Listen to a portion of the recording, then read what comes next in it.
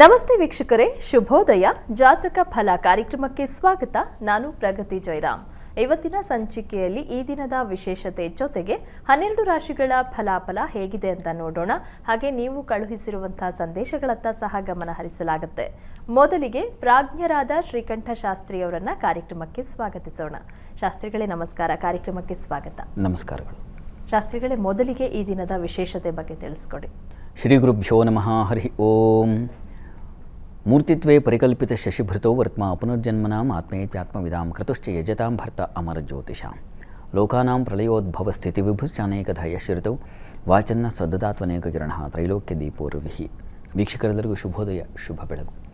ಈ ದಿನದ ವಿಶೇಷ ಸಂದೇಶಗಳನ್ನು ಪರಿಶೀಲಿಸುವ ಪೂರ್ವದಲ್ಲಿ ಹೊತ್ತಿನ ಪಂಚಾಂಗವನ್ನು ಗಮನಿಸಿಕೊಳ್ಳೋಣ.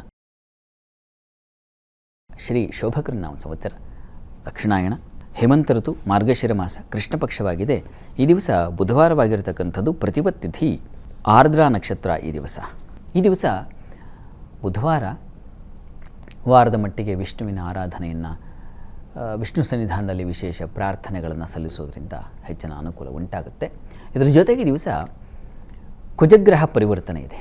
ಇಷ್ಟು ದಿವಸ ವೃಶ್ಚಿಕ ರಾಶಿಯಲ್ಲಿ ಸ್ವಕ್ಷೇತ್ರದಲ್ಲಿ ಏನು ಮೆರೆದಾಡಿದಂತಹ ಕುಜ ಈಗ ಆತನ ಮಿತ್ರ ಕ್ಷೇತ್ರಕ್ಕೆ ಬರ್ತಾ ಇದ್ದಾನೆ, ಗುರುವಿನ ಸನ್ನಿಧಾನಕ್ಕೆ ಬರ್ತಾ ಇದ್ದಾನೆ ಕುಜಗ್ರಹ. ಅಲ್ಲೂ ಕೂಡ ಅಂದರೆ ಧನುಸ್ಸು ರಾಶಿಯನ್ನು ಪ್ರವೇಶ ಮಾಡ್ತಾ ಇದೆ. ಅಲ್ಲೂ ಕೂಡ ಕುಜನಿಗೆ ಹೆಚ್ಚಿನ ಬಲ ಇದ್ದೇ ಇದೆ. ಯಾಕೆಂದರೆ ಉಚ್ಚಾಭಿಲಾಷಿ ರಾಶಿ ಅದು. ಅಂದರೆ ಮುಂದಿನ ರಾಶಿ ಮಕರ ಯಾವುದಿದೆ ಅದು ಕುಜನ ಉಚ್ಚಸ್ಥಾನ. ಆ ಉಚ್ಚಸ್ಥಾನಕ್ಕೆ ಹೋಗುವ ಗ್ರಹ ಅಷ್ಟೇ ಬಲವನ್ನೇ ಹೊಂದಿರುತ್ತೆ.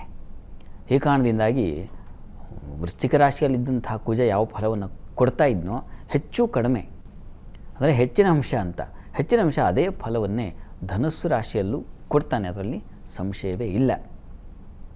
ಶಾಸ್ತ್ರ ಹೇಳುತ್ತೆ, ಜೈವೇ ನೈಕ ರಿಪುರ್ ನರೇಂದ್ರ ಸಚಿವ ಖ್ಯಾತಃ ಅಭಯ ಅಲ್ಪಾತ್ಮಜ ಅಂತ ಹೇಳುತ್ತೆ. ಜೈವೇ ಅಂದರೆ ಆ ಗುರು ಅಂತ ಅರ್ಥ.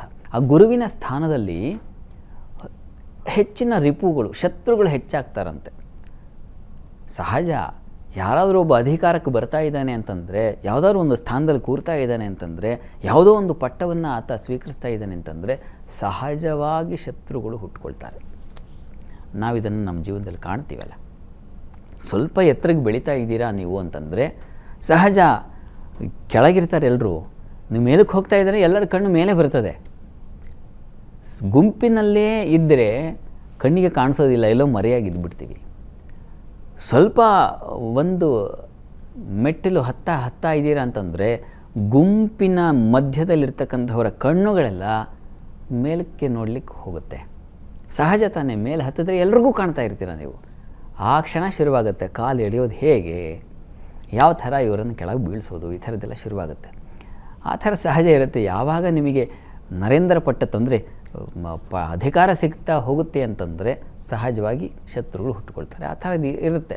ಆದರೆ ಅದನ್ನು ಗೆಲ್ತಕ್ಕಂಥದ್ದು, ಮಣಿಸ್ತಕ್ಕಂಥ ಶಕ್ತಿಯನ್ನೆಲ್ಲ ಕುಜ ಖಂಡಿತ ಕೊಡ್ತಾ ಅನ್ನೋದ್ರಲ್ಲಿ ಏನು ಸಂಶಯ ಇಲ್ಲ.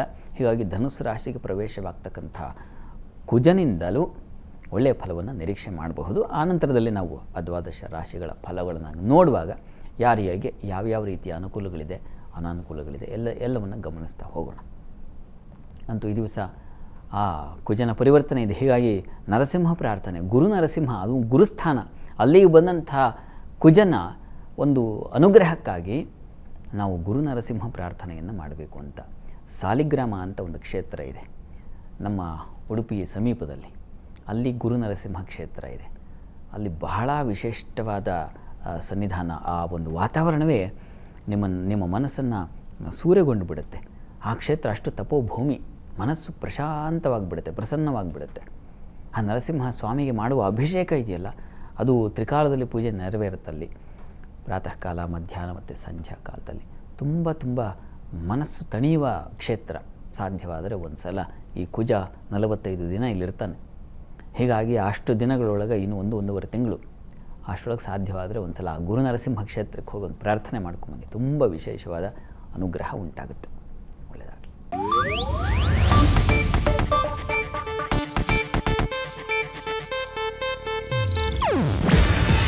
ಇದು ಏಷ್ಯಾನೆಟ್ ನ್ಯೂಸ್ ನೆಟ್ವರ್ಕ್ ಪ್ರಸ್ತುತಿ. ನೀವು ನೋಡ್ತಿದ್ದೀರಾ ಏಷ್ಯಾನೆಟ್ ಸುವರ್ಣ ನ್ಯೂಸ್.